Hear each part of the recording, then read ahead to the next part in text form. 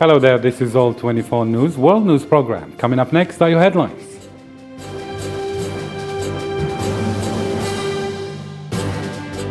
Ukrainian President Volodymyr Zelensky urged the G7 leaders to provide Kiev with more weapons on the second day of the summit.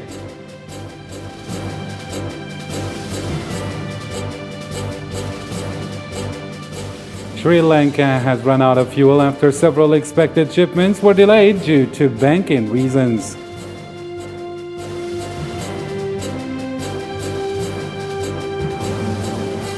"23 deaths were the result of the brutality of police and a stampede between them and migrants who tried to cross the frontiers of Melilla.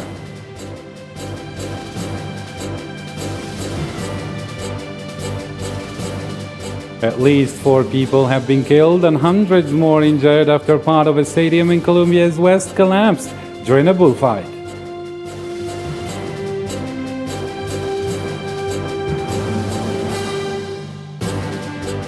Also coming up in our news program, Algeria made a good start to the 2022 Mediterranean Games in Iran with 5 medals.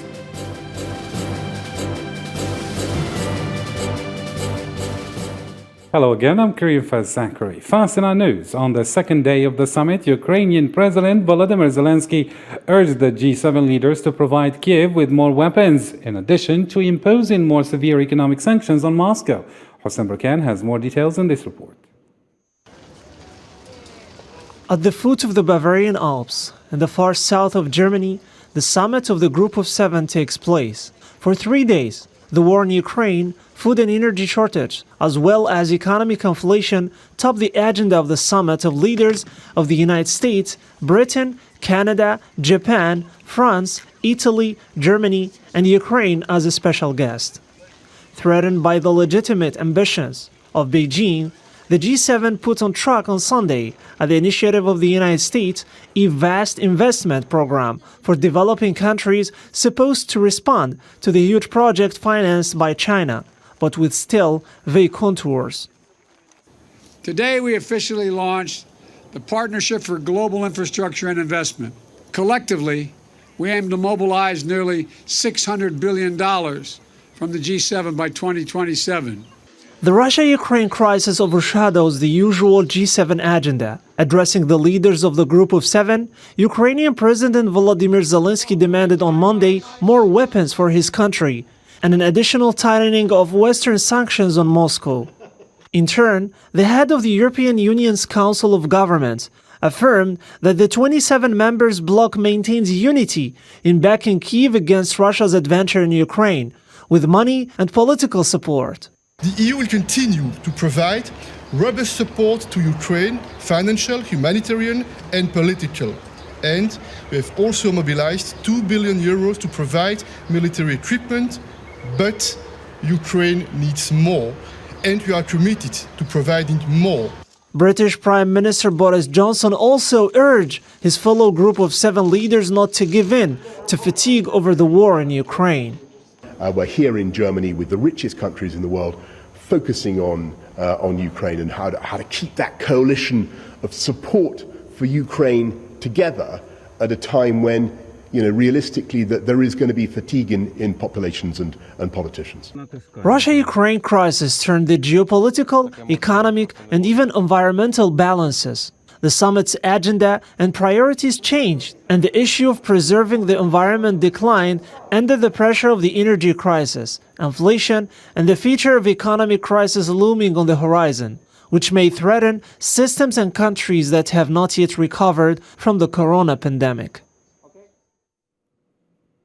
And for more insights about the G7 summit, Harley Schlanger, the vice chairman of the Schiller Institute board, joined our channel earlier and had this to say. But I think Putin looks at the G7 and sees a dying Europe, which he said recently in the St. Petersburg International Economic Forum, at the BRICS summit.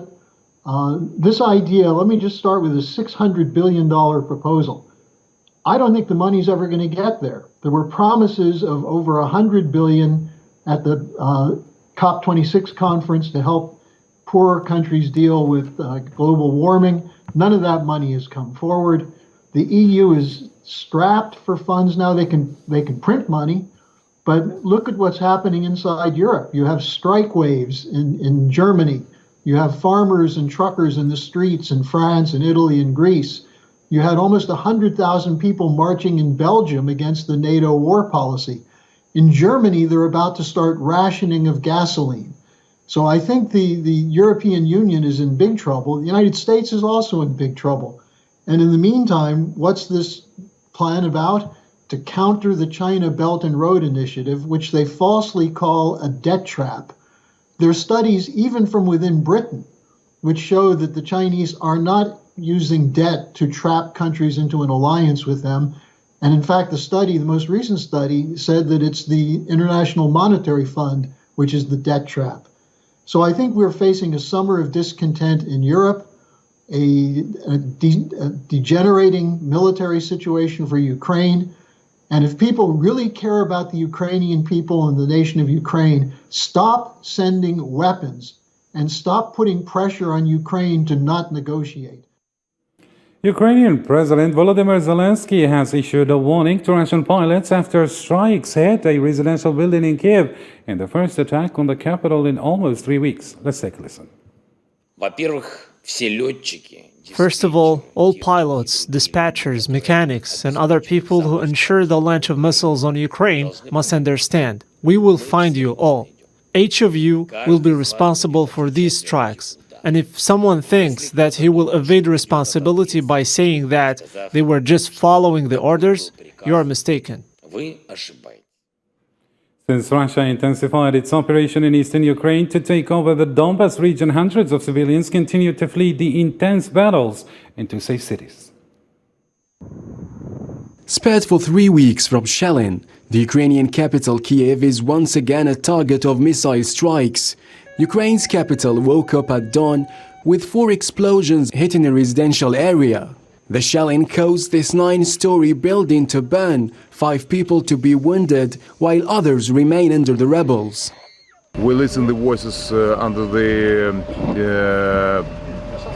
crash, and we know the couple of people inside. In the Donbas, the strategic city of Severodonetsk, a witness of the war's bloodiest fights, has fallen in the hands of the Russians, another victory for Moscow after it took control of Mariupol, a success crowned with medals from the Russian defense minister who visited his forces in Ukraine. I have faith in you. You have many more glorious deeds ahead for the good of our homeland. Armed forces and airborne troops, I congratulate you. Take care. And there in Moscow, the Russian leader received one of his most close allies, Alexander Lukashenko. Vladimir Putin announced that his country would in the coming months deliver to Belarus nuclear-capable short-range missile systems, a message understood by the West that the price of any intervention will be high. We have made a decision. Within the next few months, we will hand over the Belarus the Iskander-M tactical missile systems, which, as you know, can use both ballistic and cruise missiles, both in conventional and nuclear versions. In the wake of the 5th month of the conflict, Russia has achieved significant military achievements in eastern Ukraine. Meanwhile, NATO, ahead of its important summit in Madrid, warns the West that it must prepare to continue supporting Ukraine in a war lasting for years. Moving on to a different matter, Moscow is speeding toward its first default since 1998 as its deadline for $100 million debt payment approaches, while the West continues to restrict Russia from access to the world's financial institutions. Russia must make a payment of almost $100 million to bondholders by Sunday night, the final day of a 30-day grace period, or it would go into default. Although Moscow's administration claims to have made an effort to compensate investors, wartime restrictions have prevented Russia from making such payments and gaining access to crucial market infrastructure. 23 deaths were the result of the brutality of police in a stampede between them and migrants who tried to cross the frontiers of Melilla.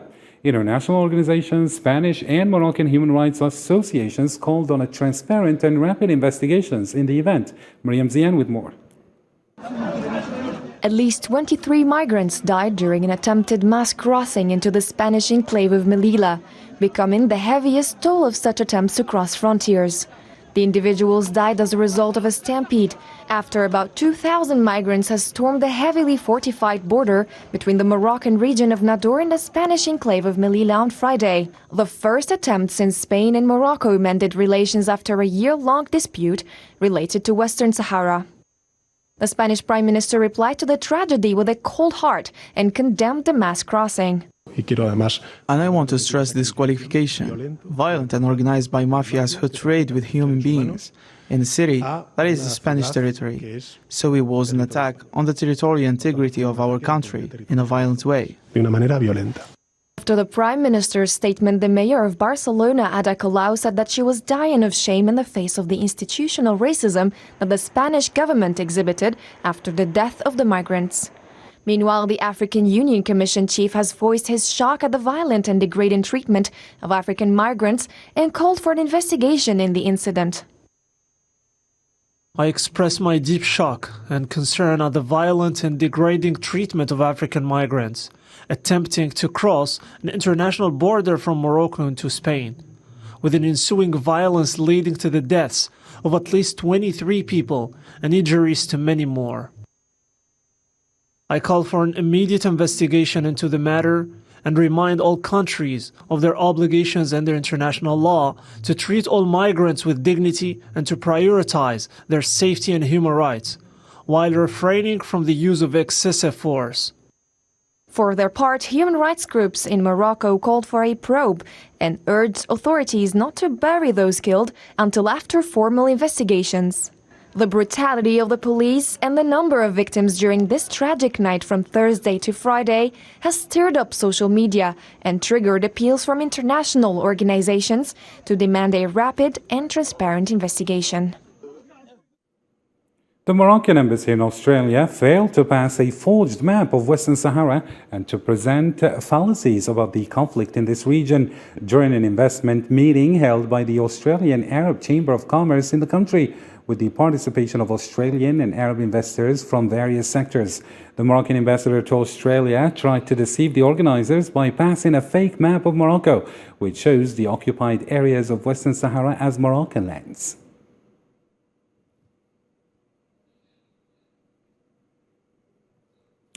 And Mohammed Kamal Fadel, Polisario Front representative to Australia, has given us the insights in this audio. Let's listen.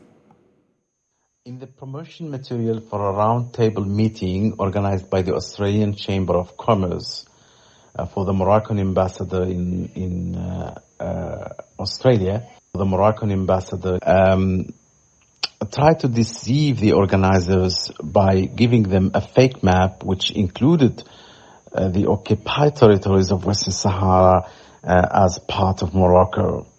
When we learned of this through the website of the chamber, we got in touch with them and we explained that Western Sahara is a separate territory in accordance to the United Nations and the African Union and many countries all around the world. And we explained also that all the maps published by the Australian Department of Foreign Affairs and the United Nations and international organizations do not include Western Sahara as part of Morocco because it has a special legal status.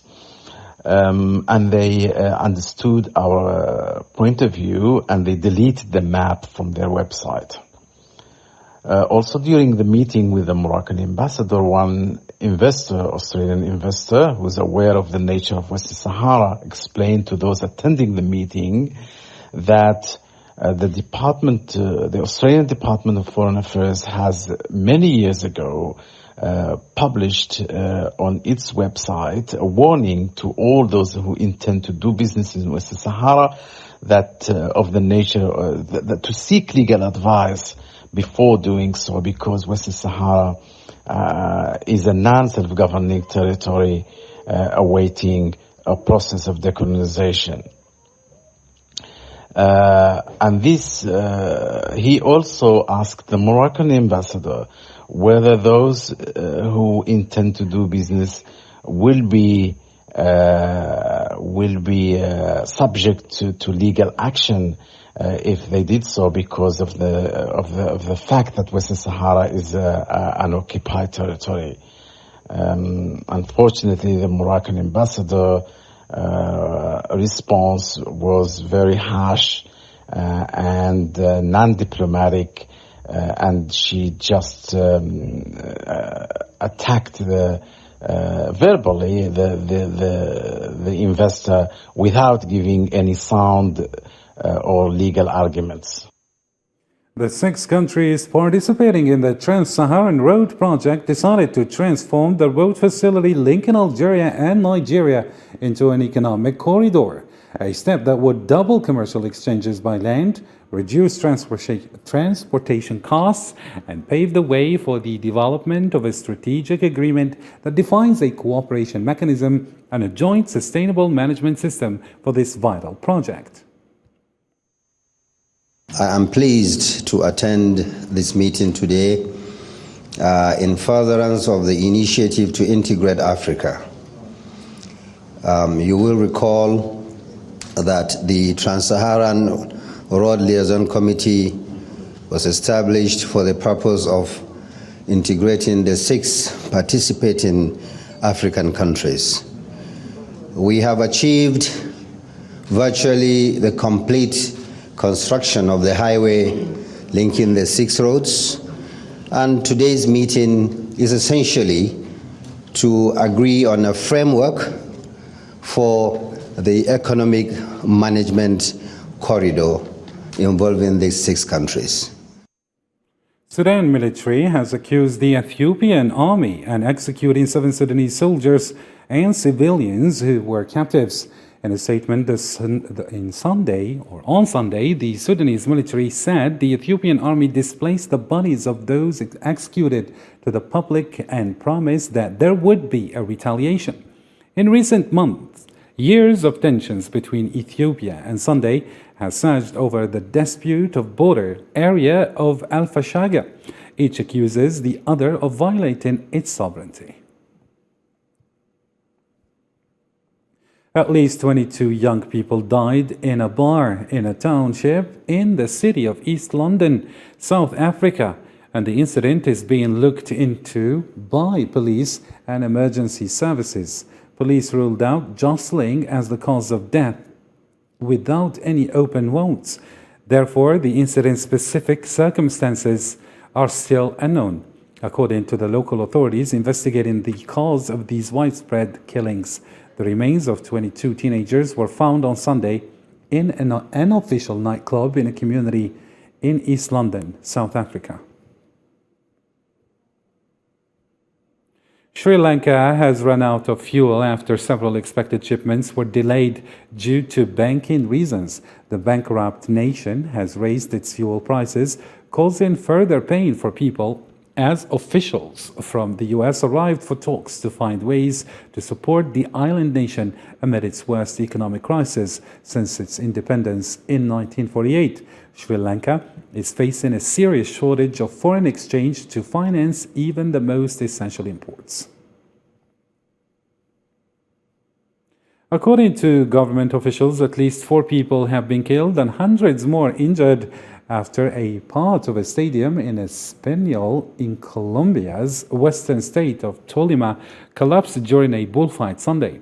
About 30 people were seriously injured and many were left trapped under the sand.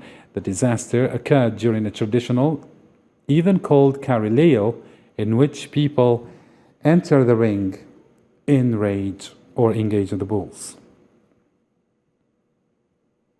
Ecuadorian President Guillermo Lasso announced Sunday a drop in fuel prices in a proportion nevertheless lower than the demands of the thousands of natives who have been demonstrating and blocking part of the country for 2 weeks.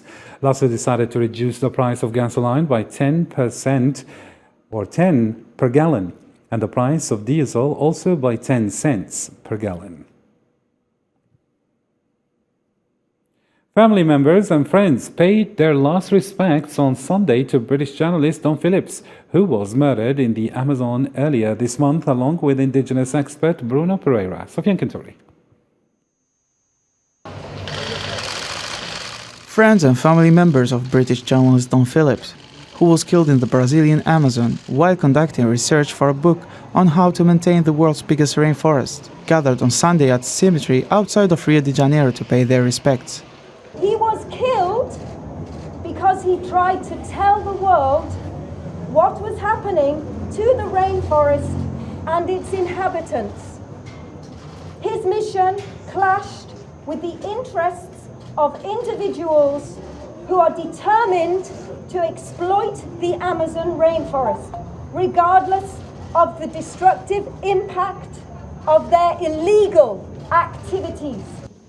In their boat on Itaqui River, close to the entrance of Javari Valley Indigenous Territory, which borders Peru and Colombia, Phillips, 57 years old, and indigenous expert Bruno Pereira, 41 years old, were assassinated on June the 5th. 3 fishermen were detained from surrounding riverine settlements. According to authorities, 2 of them admitted to the killings.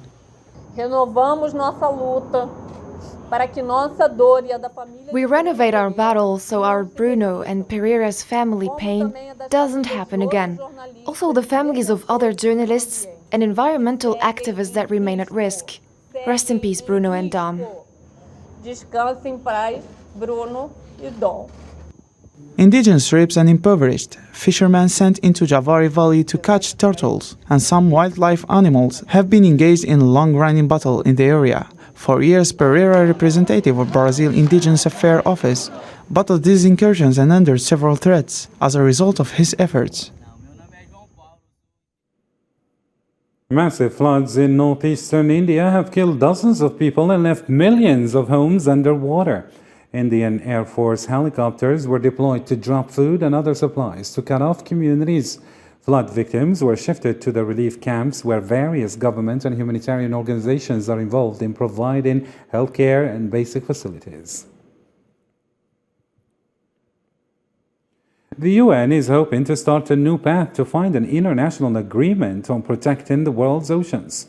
A 5-day UN Ocean Conference will be held starting today, Monday, gathering senior Portuguese officials and more than 120 countries as well as activists to work on the alarming issue.